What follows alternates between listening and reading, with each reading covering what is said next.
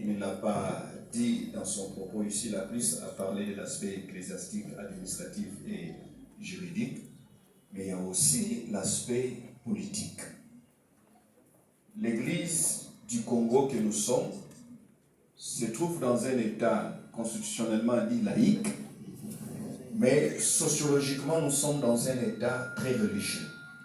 Ce qui fait de l'Église une des composantes essentielles de cet état qu'on appelle le Congo. Donc aujourd'hui, on ne peut pas parler le Congo, on ne peut pas penser le Congo de demain sans solliciter soit l'apport ou l'implication de cette Église. Ou encore, même lorsqu'on fait le procès à la dégradation du Congo, vous remarquerez avec moi qu'on ne va pas loin dans ces procès sans accuser aussi l'Église du Congo.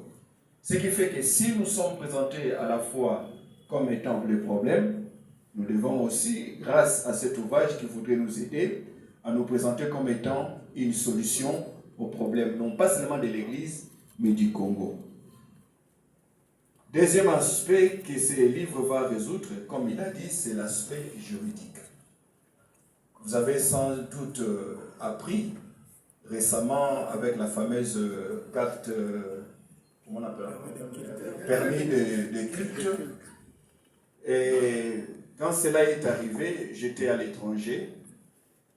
Quand je suis arrivé, je suis rentré au pays, j'ai pris le courage de faire une correspondance au cabinet du ministre, à nos différents chefs. J'ai écrit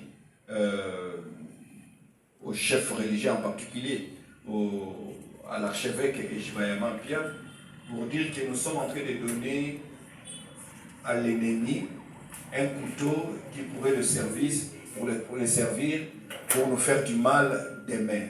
Il a dit que l'État n'avait pas besoin de nous exiger un permis de conduire dès lors qu'il nous avait déjà donné une autorisation pour pouvoir fonctionner. Dieu merci, cela a été retiré. Mais ce qu'il faudrait aussi dire, c'est que l'idée n'est pas venue du ministre, l'idée est venue du pasteur malheureusement. Oui. Ce sont les pasteurs. Je n'ai pas honte de les dire, mais malheureusement, ce sont aussi des pasteurs qui ont voulu utiliser les 3 $, les 2 $ au regard du grand nombre de pasteurs qu'il y a dans la ville de Kinshasa. Et ça, c'est très fort regrettable. Dieu merci, cela a été retiré.